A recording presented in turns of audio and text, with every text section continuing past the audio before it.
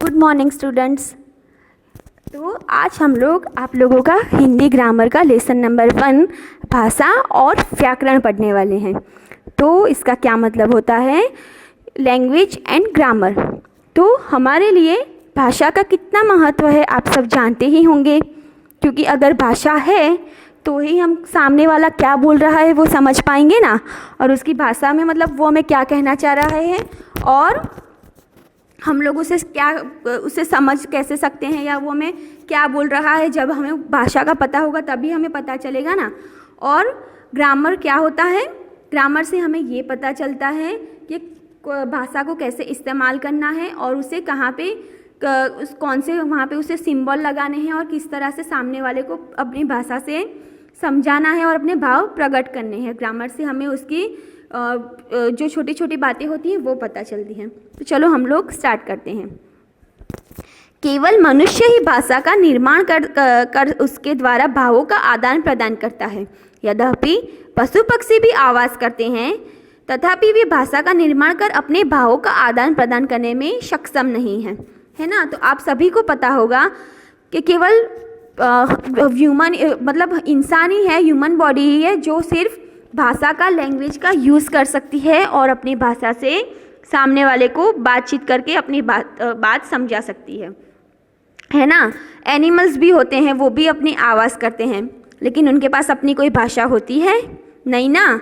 वो सिर्फ अपना मतलब जो उनकी आवाज़ होती है वो ही निकालते हैं, उनकी कोई भाषा नहीं होती। भाषा सिर्फ इंसानों की ही होती है। जानवर अपनी भाषा में आवाज़ों से सामने वाले को अपनी बात समझाने में सक्षम नहीं होती, वो सिर्फ एक इंसान ही कर सकता है। तो कुत्ता भौंकता है, बकरी मिमियाती है, गधा रेंगता है, गाय रंभाती है और चिड़िया चहचहाती है, किंतु इसे भाषा नहीं कहते। तो भाषा किसे कहते हैं, आइए देखें। तो ये सब एनिमल्स जो उनकी आवाज़ करते हैं उसके बारे में बताया गया है। तो ये तो भाषा नहीं है, क्योंकि ये तो क्या बोलते हैं ये तो हमें समझ नहीं आता। तो भाषा किसे कहते हैं, चलो हम देखते हैं।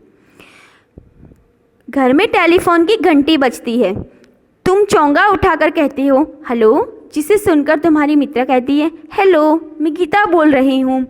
इस तरह तुम अपनी बातचीत करते हो। मान लो तुम्हारे मामा जी दूसरे शहर में हैं, उनके पास टेलीफोन नहीं है, तब तुम क्या करोगे, तुम कहोगे हम उन्हें चिट्ठी लिखेंगे। बिल्कुल ठीक, हम अपने रिश्तेदारों को चिट्ठी लिखते हैं, वे हमारी चिट्ठी पढ़कर हमें उसका जवाब लिखते हैं। तो घर में फ़ोन बजता है जैसे, तो हम फ़ोन उठा के क्या कहते हैं हेलो, और हमारी जो भी बात होती है हम आगे कंटिन्यू करते हैं। तो ये भी क्या हुआ, एक तरह की बातचीत हुई ना। फ़ोन पे हम लोगों ने एक दूसरे से क्या की, बातचीत की, हमारे विचारों को एक दूसरे से शेयर किया कि हम क्या कह रहे हैं वो। और अगर हमारे कोई रिलेटिव्स हैं उनके पास फ़ोन नहीं है तो हम उन्हें क्या करेंगे, पत्र लिखकर बताएंगे कि हम क्या बोलना चाह रहे हैं। तो भी एक तरह की वो भाषा ही हुई ना। बोलकर और लिखकर जो भी बात बताई जाए उसे क्या कहा जाता है, भाषा। हम बोलकर या लिखकर दूसरों को अपनी बात बता सकते हैं। हम सुनकर या पढ़कर दूसरों की बात समझ सकते हैं। अर्थात हम दूसरों से दो तरह से अपनी बात कर सकते हैं, बोलकर या लिखकर। इस प्रकार हम दूसरों की बात दो तरह से समझ सकते हैं, सुनकर या पढ़कर। तो जैसे कि हम यहाँ पे क्या लिखा है कि हम सामने वाले को हमारी बात दो तरह से बोल सकते हैं, बोलकर या लिखकर। तो जैसे कि अभी मैं बोल रही हूँ तो आप उसे क्या करोगे, सुनोगे ना इसे। तो बोलना और सुनना, यहाँ पे दो काम होंगे, मैं बोलूँगी और आप सुनोगे। और दूसरा क्या होता है, लिखकर। तो जैसे कि हम किसी को लिखकर कुछ बताते हैं या लिखकर पत्र भेजते हैं, तो वो भी भाषा का ही प्रकार है। तो टोटल भाषा के कितने प्रकार होते हैं, तो हम दो तरह से अपनी बात सामने वाले को कह सकते हैं, बोलकर या लिखकर। और हम दो तरह से अपनी भाषा को, सामने वाले की बात को समझ भी सकते हैं, सुनकर या पढ़कर। तो जैसे कि अभी मैं बोल रही हूँ तो आप इसे सुनोगे, तो ये कौन सा प्रकार हुआ, सुनना। और अगर मैं आपको लिखकर कुछ भेजूंगी तो आप उसे पढ़ोगे, तो वो कौन सा प्रकार हुआ, पढ़ना। तो हम सामने वाले की बात को दो तरह से समझ भी सकते हैं, सुनकर या पढ़कर। विचारों को कहने या समझने को हम विचारों का आदान प्रदान कहते हैं। विचारों का आदान प्रदान भाषा द्वारा होता है।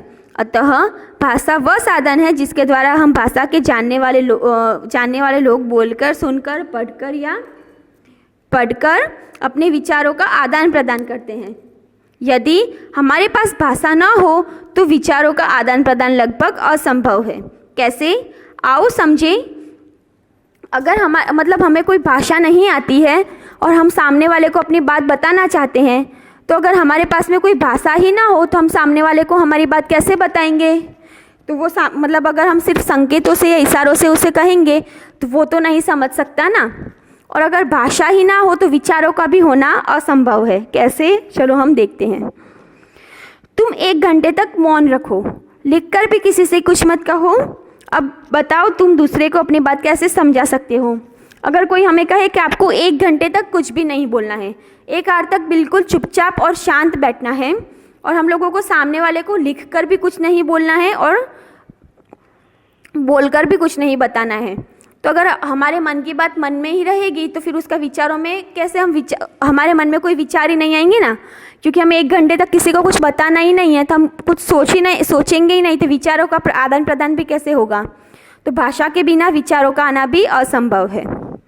तुम कहोगे इशारों से, ठीक है, क्योंकि यह भी भाषा का एक माध्यम है, लेकिन यह भाषा का सार्थक माध्यम नहीं है, क्योंकि शब्दों के अभाव में हम अपनी बात भली भांति नहीं समझा सकते। अतः भाषा का हमारे जीवन में बहुत महत्व है। तो हम इशारों से भी किसी को अपनी बात समझा सकते हैं ना, पर इशारों से कही बात का उतना प्रभाव नहीं पड़ता और इशारों से सामने वाले को हमारी बात अच्छे से समझ में भी नहीं आती। अगर यही बात मैं आपको इशारों में कहूँ तो आप कैसे समझोगे? और मैं बोलकर आपको समझा रही हूँ तो आपको समझ आ रहा है ना? वैसे ही कोई एब नॉर्मल होता है, मतलब जो बोल नहीं पाता, तो वो हमें कुछ कहेगा इशारों से तो हमें समझ में आता है, इजीली हम नहीं समझ सकते ना। तो भाषा हो तो हम भाषा से सामने वाले को अच्छे से हमारी बात अच्छी तरह से कोई भी समझा सकते हैं। भाषा की कौशल्य, बोलना, सुनना, लिखना, पढ़ना, इन चारों को हम भाषा के 4 कौशल्य कहते हैं। भाषा के कितने कौशल्य हैं? 4। बोलना, सुनना, लिखना और पढ़ना। हम स्कूल कॉलेज में पाठ्य पुस्तकों से भाषा के 4 कौशल्य सीखते हैं, क्योंकि ये 4 कौशल्य हमारे जीवन में बहुत उपयोगी हैं। तो ये बोलना, पढ़ना, लिखना और सुनना हमें स्कूल में सिखाया जाता है ना। लिखना और पढ़ना तो हमें स्कूल से ही सिखाया जाता है। बोलना और सुनना हम मतलब घर से ही, हम जब हमारे फैमिली मेम्बर्स को वो कौन सी भाषा का इस्तेमाल करते हैं, वो क्या बोलते हैं, वो सुन सुन के सीख जाते हैं। लेकिन लिखना और पढ़ना में स्कूल से सिखाया जाता है। व्याकरण इसमें सहायता करता है। तो व्याकरण हमारी कैसे सहायता करता है कि वो हमें बताता है कि आपको कौन सा शब्द को कहाँ पे यूज़ करना है, कौन से वर्ड को किस तरह से सामने वाले को बताना है, कौन सा चिन्ह कहाँ पे यूज़ करना है, ये सब हमें व्याकरण से पता चलता है।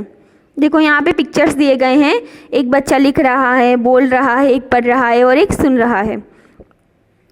भाषा के रूप, उच्चरित भाषा और लिखित भाषा। तो मतलब भाषा के 2 रूप कौन से हैं? मौखिक भाषा और लिखित भाषा। मौखिक मतलब बोलकर बताना और लिखित मतलब लिखकर बताना। हमारे पास अपनी बात कहने के 2 रूप हैं, बोलना और लिखना। इस प्रकार दूसरे को बात समझने के भी 2 तरीके हैं, सुनना और पढ़ना। इस तरह भाषा के कुल मिलाकर 2 रूप हैं। हम भाषा कैसे बोलते हैं? हम मुंह से भाषा का उच्चारण करते हैं। भाषा के इस रूप को हम उच्चरित भाषा कहते हैं। उच्चरित शब्दों की ध्वनियों, आवाज़ों को निश्चय चिन्ह दिए गए हैं। इन्हें उस भाषा की लिपि कहते हैं। हम लिपि से भाषा लिखते हैं, इसे हम भाषा का लिखित रूप कहते हैं।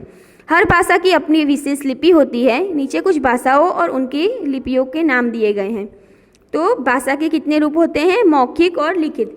तो मौखिक मतलब अपने मुंह से कुछ भी बोलकर बताना और लिखित मतलब लिखकर बताना। तो हम जो बोलकर बताते हैं उसकी अलग अलग लिपियाँ होती है, हर लैंग्वेज की अलग अलग लिपि होती है। और देखो यहाँ पे इसकी लिपि दी गई है। तो हिंदी भाषा तो उसके लिपि क्या है?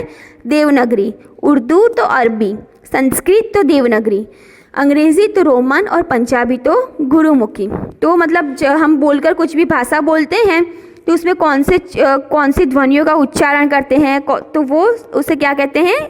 लिपि कहते हैं। तो यहाँ पे उसकी भाषा और सामने उसकी लिपि का नाम दिया गया है। क्या तुम कोई नई भाषा सुनकर समझ सकते हो कि क्या बात चल रही है? नहीं ना, तुम भाषा सीखोगे तभी उसे पहचान सकते हो, नहीं तो सिर्फ कुछ आवाज़ें ही सुनाई देगी।